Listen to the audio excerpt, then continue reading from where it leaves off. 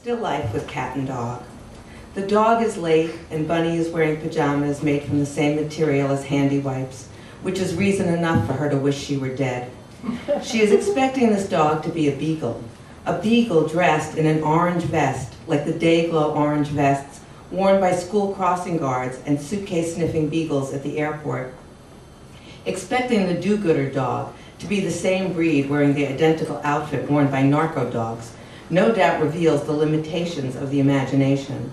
Bunny's or mine, I couldn't say. Posted on the opposite wall from the bench where she sits is the schedule of activities board. The activities are written in black marker across a 7-day grid. 7 days, just in case you want to plan ahead for the week. To the left of the board is the clock. There's not much else for Bunny to look at other than the blue socks on her feet. Slipper socks with rubber chevrons on the soles. Chevrons are V-shaped, but upside down. The slipper socks also come in pale brown. Shoes with laces are not allowed, no high heels either, which is why Bunny is wearing the slipper socks. Other things not allowed include pens, nail clippers, cell phones, vitamins, cigarettes, and mascara. After having been checked in, but before she could go to her room, Bunny was escorted to the dining area, where all the tables are square-shaped with formica tops, each flanked with 4 chairs. At the near corner table were her husband and her suitcase.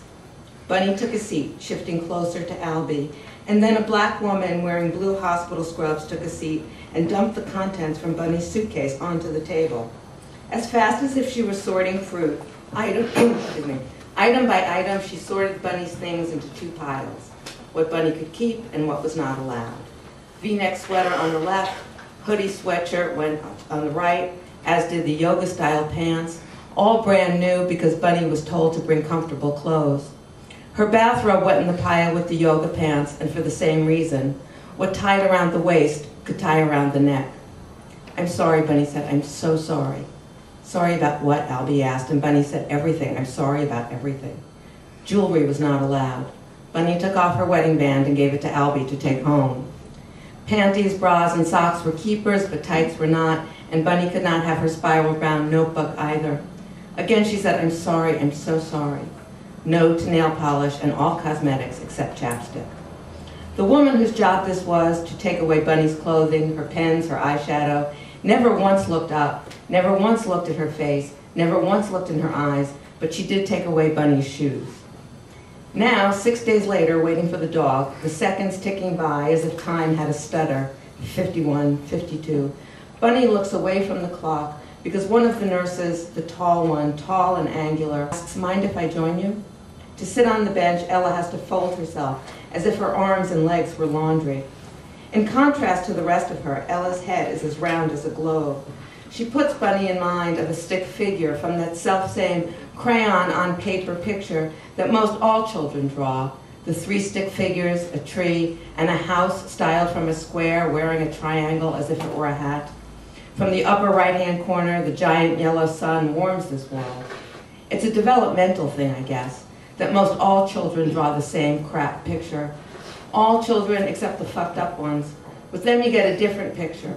The talented children, too, they'll draw something impressive, even at a very young age. Bunny knows this to be true because her sister, the older one, was a prodigy in art. The youngest of the 3 girls was born allergic to milk. After a minute or 2 of sitting there as if she and Bunny are in this, waiting together, the nurse Ella says, you know what, hun? I don't think the dog is coming today. She calls everyone hun. Bunny is not special, which is one of the things that about kills Bunny from the hurt of it, that she is not special. Worse than the hurt of it is the shame of how much she wants it for herself, to be someone special. He didn't come on Thursday either, Bunny says. The sorrow that Bunny experiences about the dog not coming is way out of proportion to the fact of it. But that is why she is here, isn't it? Because the sorrow she feels about everything is bigger than the thing itself. Bunny and Albie have a cat named Jeffrey, who is extraordinarily affectionate, like he's a puppy in a cat costume. 2 years before, they brought him home, a goofy kitten, and all that day he trailed after Bunny the way a duckling follows after the mother duck, or come to think of it, the way a puppy would have trotted at her heels. The next morning, Bunny put food in his bowl, freshened his water, gave him a scratch behind the ears, and then went to take a shower. Having rinsed the shampoo from her hair, she opened her eyes, and that's when she found Jeffrey at her feet, wet as rain and mildly confused. Scooping him up, she held him close, cuddled him as if the shower were a storm raging, but she would keep him safe. In the telling and retelling of this, Bunnie would leave off the last line and let the story be about nothing except extreme cuteness. Ella suggests they give up on the dog for now and join in on some other activity. So what do you think, hon? How about arts and crafts? Activities are not mandatory, but they are emphatically recommended. At their first meeting, in an office like you'd expect to find at the Department of Motor Vehicles, Dr. Fitch gave Bunnie a printout of the activities board for that week. Gardening, painting with watercolors, origami, and worse, yoga, board games, group sing-along. Dr. Fitch stressed the importance of engaging socially with the other lunatics. Activities are key to recovery, she said. Positive social interaction is an indication of mental health. Even at her mental healthy best, Bunnie was never one for hobbies or group activities. Not just now, it's always, she tried to explain. Please, she added. That, the please, subverted a statement of fact into a request, like a favor, like she was begging. That other time on Thursday when the dog didn't show up, Bunnie went to arts and crafts, where so it seemed the belief was that a troubled mind was a simple mind, and to be depressed was the same as being a congenital idiot. In arts and crafts, they had Bunnie glue mosaic tiles to a square of wood to make that exact same whatever the fuck it was she made when she was in the 3rd grade. Even then, in the 3rd grade, Bunnie knew this was something only a demented person would want. And sure enough, the loon sitting next to her at the arts and crafts table asked if he could have it. That night, after dinner, when Albie was there to visit, Bunnie told him, I made something for you in arts and crafts, but one of the crazy people stole it. Ella concentrates on the activities board as if maybe there was an activity she overlooked. But she knows she has overlooked nothing. She knows what the other choices are, creative writing or jigsaw puzzles. Bunnie is not that depressed, so low as to go with jigsaw puzzles. And creative writing, you've got to be kidding me. Notes and comments. It's not just the Bunnie Binnie thing, it's Bunnie as a name. It's not good. You should give her a different name. Think about it. Bunnie, Funny Bunnie, Bugs Bunnie, Fucks Like a Bunnie, Honey Bunnie, Easter Bunnie, Playboy Bunnie, Little Bunnie Foo-Foo, Ski Bunnie, Beach Bunnie, Dumb Bunnie, Bunnie Hop, Fucks Like a Bunnie, Bunnie Lake is Missing, Dust Bunnie, Fucks Like a Bunnie, Bunnie Wabbit, Energizer Bunnie, Fucks Like a Bunnie, Fucks Like a Bunnie, Bunnie. Is that it? Are you done with the bunny fuck? Because I want to say something important about what will follow, about how some of this really happened, but mostly it didn't. Yeah, sure, whatever. But think about it, okay? Bunnie as a name is seriously not good.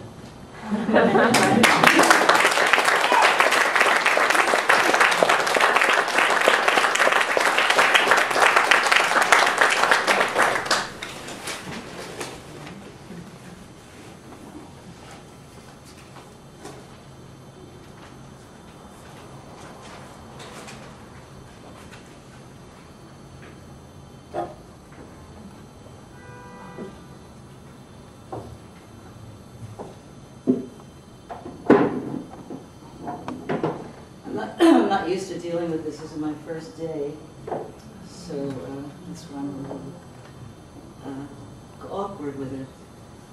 I have to press this.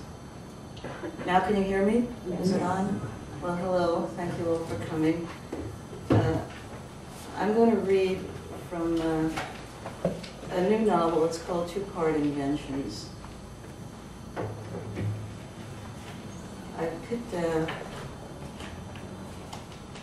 yes, okay. And since we're going to talk later, I won't say anything about it. Whatever I have to say will come out when we both talk, and I want to hear more about Bunnie, too. Okay, Two-Part Invention. This is on page 36, so you're not really missing too much. And there's what I call an overture in the beginning because it's about music. But this is really part 1. In her early years, alarmingly early, it would strike her later on, 6, maybe 5, she was troubled by the notion that she might not be real, Everyone around her appeared to be real. Her parents, her twin brothers, the children and teachers at school. Everything she touched was real, but she herself just possibly was not. She couldn't see herself moving through the world as she saw others. The mirror didn't count. The mirror was a tricky piece of furniture, or a toy, like a jack-in-the-box. There you are, move aside, and there you aren't. How could you be sure you weren't just a mind dreaming moment to moment, a mind dreaming up a mind? If she put her head on the pillow, it made a dent. When she dug her fingernails into the soft skin just above her wrist, white marks appeared, then vanished. If she ate a slice of bread, it was no longer on the plate, but inside her. So there must be a her that could accommodate a slice of bread. She had an effect on the material objects in the world. But was that enough to make you real? What was real? What was you, for that matter? Real did not mean the ability to alter or even ingest objects in the physical world, which might itself be a dream. Her own dream. Real, she imagined later on, was something else. It had nothing to do with things you could touch. Real was being seen, noticed, acknowledged, and later remembered. Real was people thinking about you when you weren't in the room. If others thought about you, then you must be more than a made-up dream. You needed other people in order to be real, she decided. Otherwise, you might be just a speck, an atom, inventing an elaborate story. It seemed like a paradox, yet it must be so. She knew other people were real because she thought about them. Her thinking of her parents and her brothers, her school friends, was proof that they were real. They were both outside and in her head. But how could she be sure she was in anyone's head? When she played the piano, her doubts subsided. The music was undeniably real. It never occurred to her to question that. And if she was producing it, well, then the music conferred its reality on her. Even more, her touching the notes in a certain way made something in the world happen. Sound, music, and that in turn made something happen in people's minds. They listened and heard, they nodded, they smiled with pleasure and appreciation. If they were more than simple clods, they even felt something. The sounds she produced changed them. The making of the music and the hearing of it, and what happened inside the listeners, that was all real beyond a doubt. That was the kind of reality she could trust and rest in. It was she who made it happen, and it was their knowledge of that fact that confirmed her existence. So when her father would summon her from downstairs, make her leave off reading on her bed or dressing her paper dolls, meticulously folding the little tabs at the shoulders and wrists and feet, the shoes were especially hard to do, and called her to entertain the visiting friends and relatives, even though she hated being displayed like a rare piece of merchandise that had miraculously fallen into his possession, she was lured as well. She slumped down the stairs slowly, like someone anticipating an ordeal. Yet she knew that at the end of the ordeal would come the irresistible reward. It was not so much the attention, the astonished faces, the praise. It was the hugely satisfying certainty of her own existence, the music being heard, received, responded to. They had begun, these command performances, a few years after the notable day her mother often referred to, talking to friends about Suzanne. Gerda was in the kitchen, singing as she often did as she went about her work, sliding a roasting pan holding a chicken into the oven. Gerda Stellman had a rich, husky voice, dense with emotion. The women she played bridge with urged her to try to get on one of the TV amateur shows, but she had no interest in performing in public. She was singing Santa Lucia. Near the end of the verse, she reached the high note. Then the melody took a series of steps down, then back to the high note again. That was how it sounded to Suzanne, playing with dolls on the floor in the adjacent living room. She could see in her mind the melody tripping down and then up a staircase. Lately, she had experimented at the piano, trying to pick out tunes, nursery rhymes, Three Blind Mice, figuring out how the staircase of notes worked, how the white keys and the black corresponded to the notes of a sung melody.